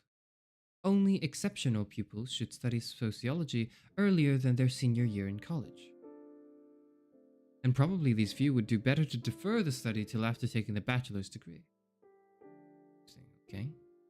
While sociology proper is not a desirable subject for young pupils, our educational methods will be miserably inadequate to their social function till every teacher, from the kindergarten on, is sufficiently instructed in sociology to put all his teaching in the setting which the sociological viewpoint affords.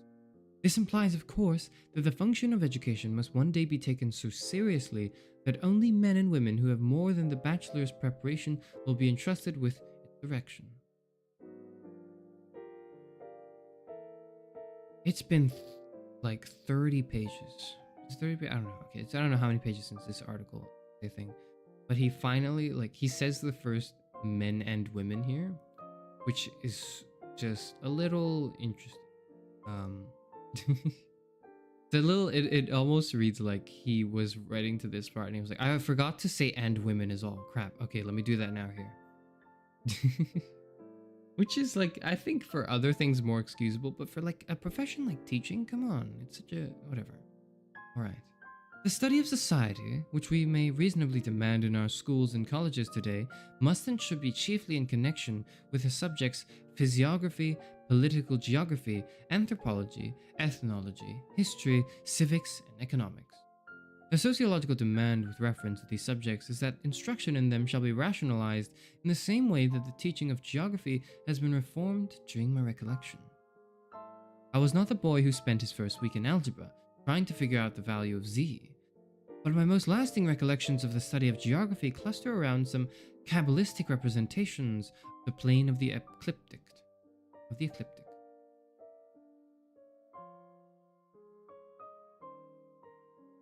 To this day, I am not perfectly clear about the meaning of those ghostly figures, which lent weird interest into the earlier pages of the book.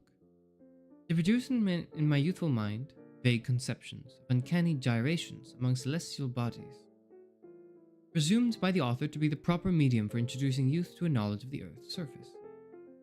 This is not intelligent correlation of whole and part, it is arbitrary creation of a whole to which the pupil's experience does not yet correspond. In another view, it thrusts upon the pupil's attention a part which he has not differentiated from the whole. I presume that every parent and every teacher who has liberty to use his own judgment now begins the teaching of geography with that spot of terra firma, which is next to the home or the schoolhouse. Whether the plane of the ecliptic ever gets mentioned is a matter of very slight concern. A similar change in the social sciences is well in progress, but it is not yet a prevalent policy. At my graduation from college, I passed a respectable examination on the Constitution and bylaws of the government at Westminster, but I knew practically nothing and was never told that it was worthwhile to know anything about the government of the town in which the college was located. My knowledge of the British Constitution has never yet found any practical application. But for a decade, as citizen and petty officeholder in that college community, I was obliged to study and use the town charter and ordinances, which were not worth the notice of my former instructors. Sociology, like charity, ought to begin at home. But like charity, it ought not to stay at home. The rational method of observation, recognizing the real concentration of life around each member of society, explores the concentric circles of social activity from the actual standpoint of the observer. The child should begin to study economics literally, the law of the household. He should learn the civics and ethics and history of the household, and the practice of normal household relations. The economy and politics and ethics and history of the school, and then of the parent's shop, and then of the neighboring factory, and later of the whole town, are the best educational material that the sociologist can recommend. In other words, the social desideratum is that the developing member of society shall become analytically and synthetically intelligent about the society to which he belongs. The precision of his social intelligence in general depends upon the exactness of his knowledge of details in the life which he most intimately shares. There's a footnote here. Small and Vincent's introduction to the study of society is the first attempt to furnish a laboratory guide for this sort of study. It is not a textbook in sociology, but a pathmaker in methods of observing and arranging societary facts. Variations of the method are possible to fit different needs, from the kindergarten to the seminary. The University of Chicago Press has just issued a typical study of the city of Galesburg.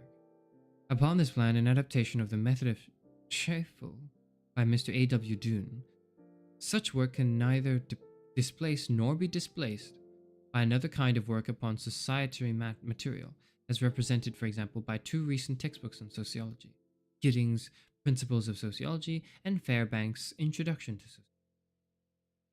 Sociology. Okay. So they were talking the talk, and they were trying to walk the walk too. That's good. I ran out of Rojaks, so you're safe for now, says someone in chat. That is good. I don't need any more Rojaks on me.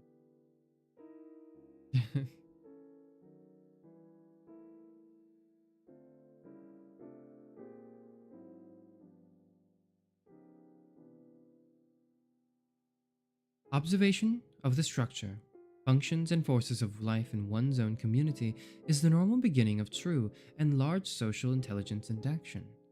Even history should begin with the present, not with the past. Just as Gibbon interpreted the tactics of the Roman legions by the knowledge he gained in the British militia, so every student of history is prepared to reconstruct the past only as he possesses correct and adequate conceptions of the present. Sociological analysis of the anatomy, physiology, and psychology of society furnishes the alphabet to spell out the lessons of history. The only change in school methods which I am urging is the introduction of this laboratory study of the social facts, processes, and forces nearest at hand, as exhibiting typical social relations in all nations, times, and places. This is not as a substitute for the present subjects in the social sciences, but as a method of approaching present subjects. One more demand is urged by sociology upon pedagogy, viz., that all direct or indirect observations of society shall be organized under at least three great categories. First, interdependence. Second, order or cooperation. Third, progress, or continuity. Footnote. I hope it's superfluous to add that the use of these terms, or any verbal substitutes, is not what I am contending for, but the arrangement of ideas in conceptual form for which philosophers may find above designations convenient. Convenient is one word, I suppose, to use. Unless social information can be construed in at least three forms, nothing can save it from frivolity and barrenness. The categories are not logically exclusive, the fault of the things themselves. By the first category, interdependence, I mean that universal fact that every act or event in human life has been made possible or necessary by other acts or events connected with other lives, both past and present, and that it helps to make or mar the lives of other people. Beginning with the family and extending to the compass of the race, society is a network of interdependences. One of the discoveries which pupils should be aided to make in their study of any time or nation or human process should be that the particular men concerned exemplified the truth. No man liveth himself. By the second category, order and cooperation, I mean the machine-like interplay of actors and actions in every minute social group, as well as in large societies. The relation is so clear that Mother Goose reported it genially, yet it is so obscure that society is daily dissipating its resources because the relation is not understood. From the factory whistle that rouses the workmen at 5 o'clock to the curfew bell at the close of day, the waking and working, the resting of a town tell the truth of human welfare resting upon some form of established order. It's true. Wherever men have been associated, even in the most temporary society, the measure of stability in their relations has been preserved by an institutional order. As real, while it lasted through, though it were defined by the iron decrees of Medes and Persians. A mode of temporary equilibrium is one of the forms in which human association must be thought. If thought truly, whether in the society of Ivan the Terrible or of Grover the Inscrutable. When the learners read of any epoch of the past, one of the forms in which they must be helped to represent it, if it is to reveal truth to them, must be the reconstructed balance of influence and action in which the lives of that past time preserve their motion. The biographical method of teaching history frequently violates this canon. Instead of being made to appear as one of the workers among whom the labor of their generation is divided, the great man in whom the story of his age is told seems to fill a sphere apart from ordinary men, affecting their destinies by some undetermined process of long-distance induction. By the third category, progress or continuity, I mean the conception of men and events as always working out new individual conditions and social arrangements. Truth, on the one hand, that the roots of the present are deep in the past. On the other hand, that the present cannot escape responsibility for the future. When historical acts are recalled, they should always be considered at last in its third aspect. What motives and impulses led to them? What consequences and effects did they set in motion? This is the scientific attitude of mind towards the past. It is the genuinely social attitude toward the present and future. It is the purely intellectual condition of the cooperative constructive temper which is the last and best product to be demanded of education. Yet I have known courses in history to be conducted under the highest institutional sanction, with no discernible reference to historical cause and consequence. Search and emphasis were entirely for the facts. Specialization of that sort is falsification. Facts cannot be told truly except in their relations. Sociology demands of educators, finally, that they shall not rate themselves as leaders of children, but as makers of society. Sociology knows no means for the amelioration or reform of society more radical than those of which teachers hold a leverage. The teacher who realizes his social function will not be satisfied passing children to the next grade. Ain't that? Yep. He will read his success only in the record of men and women who go from the school eager to explore wider and deeper these social relations and zealous to do their part in making a better future. We are the dupes of faulty analysis if we imagine that schools can do much to promote social progress unless they are motivated by this insight and this temper.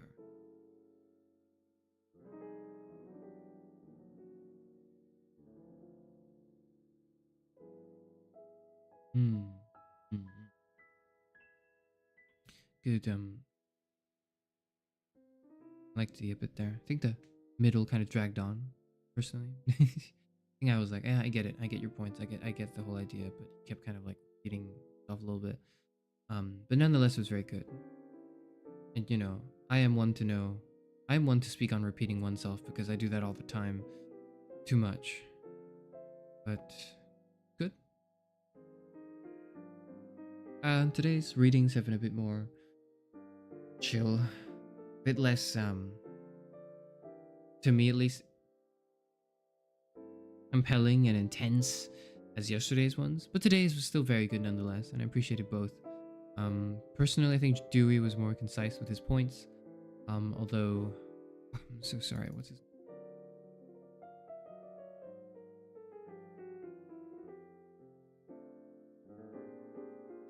Professor Albion Small. I thought he was a little less concise than he could have been. But hey, very good. Do I have any thoughts on Small's piece that I hadn't expressed already in between, like just general thoughts? I guess not really. I suppose I think it's very...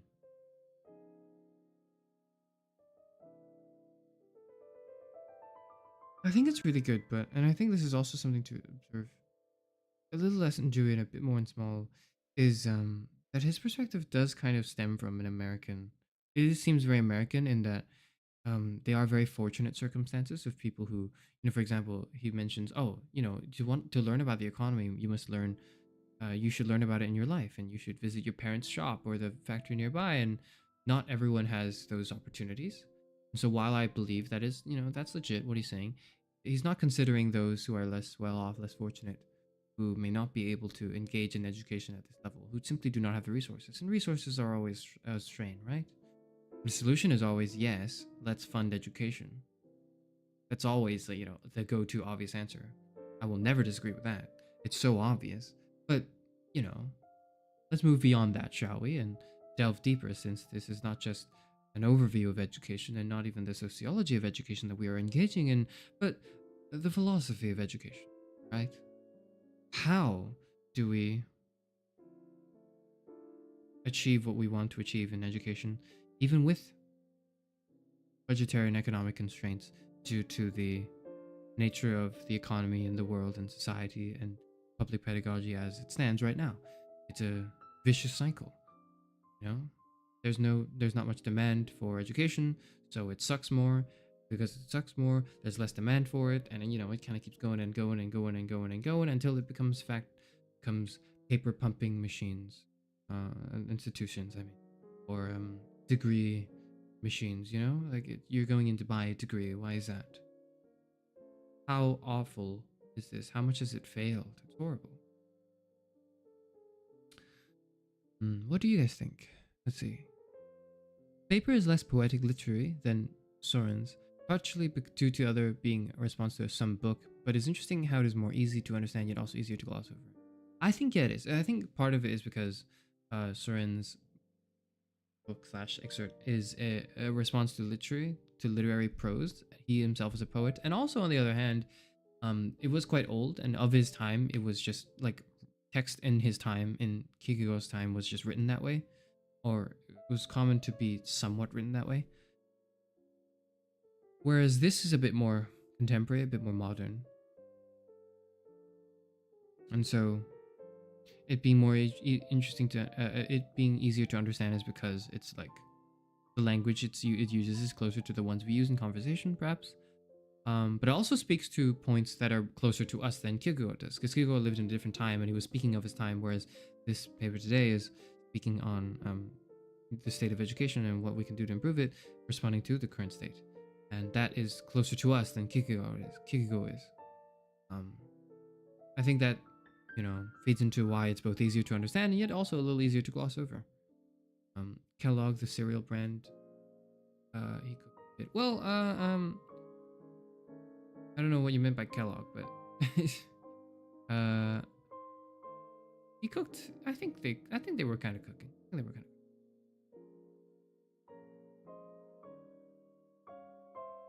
I guess in papers, there's a need to not make it too dry and pure logic, but maybe that actually hurts the focus. I don't know. What do you think? Librarian have been more focused on walls. I think it's kind of the opposite, actually. I think, at least maybe nowadays, maybe papers recognize it. Papers have less of a need to make it too dry, because, people who write papers are just delivering like points. Whereas books like kind of have that, and they have to kind of capture your attention in the short form, in the short size capacity that it has. Whereas books are afforded more room, more leeway to um, to engage you beyond just through its argumentation, right? And as such, I think books are generally a little easier, a little more interesting to read, personally.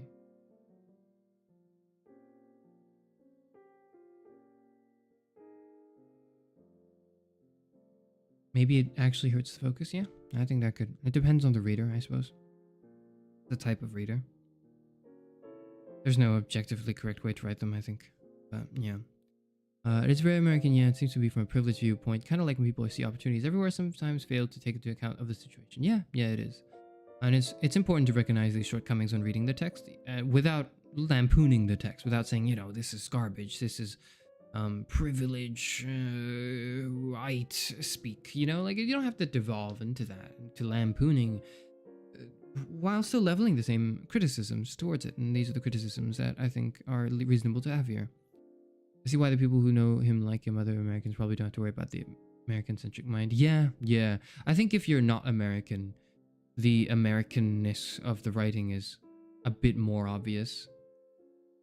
And a little, not difficult to swallow per se, but like definitely something, it's very apparent in the writing. It's not necessarily a bad thing, just a thing that is observable here that may contribute to interesting discussion. But yeah, those are my thoughts on the papers, briefly, just brief thoughts, initial. I might have further thoughts down the line, but these are just the initial ones.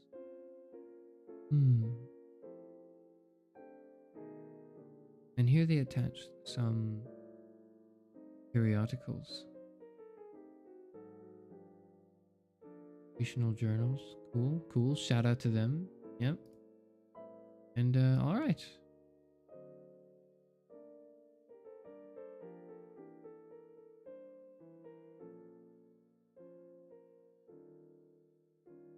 Wait, no, I should actually. So yeah, that was my Pedagogic Creed by John Dewey, and The Demands of Sociology Upon Pedagogy by Albion Small. And I can like flip the book over. Oh, that's actually kind of like that's kind of neat.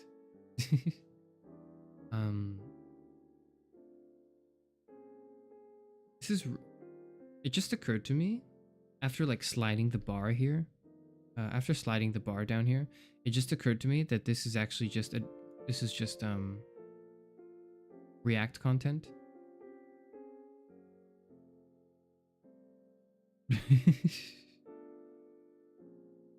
This is just React content for snobs. That's what this is. I'm literally just reacting to something. I wonder if anyone's done, because it's not like an audiobook. An audiobook is like, it's just purely the reading. It's not much the thoughts on them. And it's like kind of, oftentimes audiobooks are cut in a way that's very concise and very like it's just them. Like if they sneeze embarrassingly at the first paragraph, like that's not left there, but for this stream it was there. I'm just doing React content. Okay.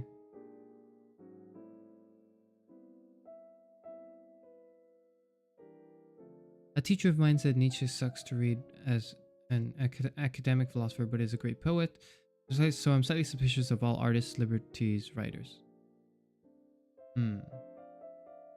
Nietzsche is a little difficult to read as an academic philosopher, yeah, because one of the things as an academic philosopher you need to do is get things right. And by right, I mean like you need to have a very strong and unwavering idea of an interpretation of every one you talk about. You can't just kind of be like, oh, I vibe with this. Like you have to know, okay, you have to say this is exactly what he's saying, and this is what he means, and this is what's happening, and that is like infamously difficult for Friedrich Nietzsche. So yeah. Academic philosophy is a little hard with him. Still fun though, and I think as maybe as casual philosophy. Well, maybe not casual, but in non-academic philosophy, it could be good to engage in, or it could be easier to engage with it. So,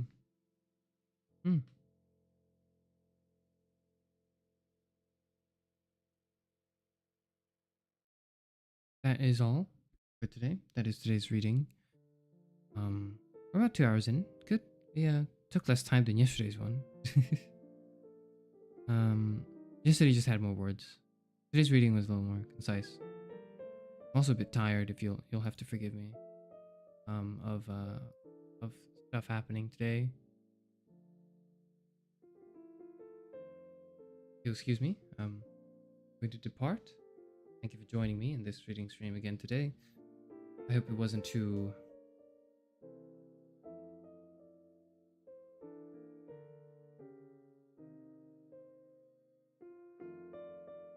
Someone said last stream was literally chat. Did you see that? The one who knows when to keep silent is the one who's good at talking. Holy shit.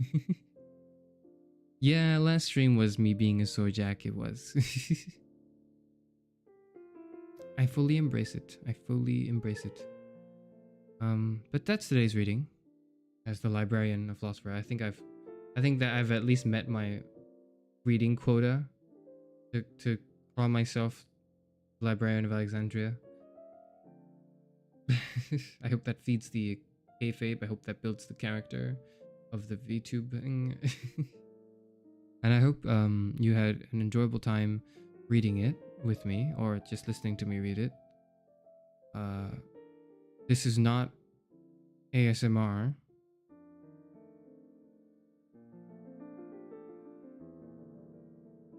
It's not.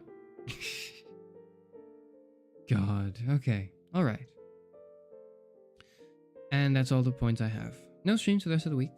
I'll come back maybe later in the maybe like next week, and we shall engage with it'll be, you'll see, but I'll tell you now. I'll tell anyone who has made it to the end of this VOD. I'll tell you what's happening next week. They will all be school class teaching based themed games I'll be playing. And I'll tell you this now. You get to have the sneak peek here that it will probably be Fire Emblem 3 Houses I want to play for the 5th anniversary of it. Very excited to do that. And Class of 09. React Andy week done. True. But yeah, those are the 2 games I'm probably going to play next week. If I don't collapse and die from the workload I'm going to suffer through in the very near future right now. So look forward to that. Okay. Goodbye. Librarian is gone now. Please have a good day.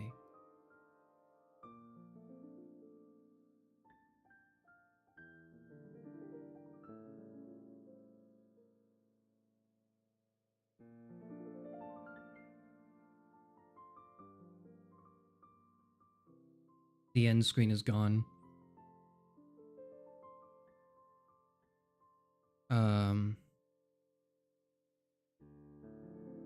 I've not had that happen before.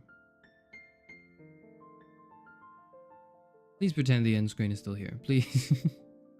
Just pretend the bird is still here pointing towards you, and the art credit is at Fairinora at Twitter. That's what you need to know. That's what's there. Okay? Thank you. Great. Wonderful. Goodbye.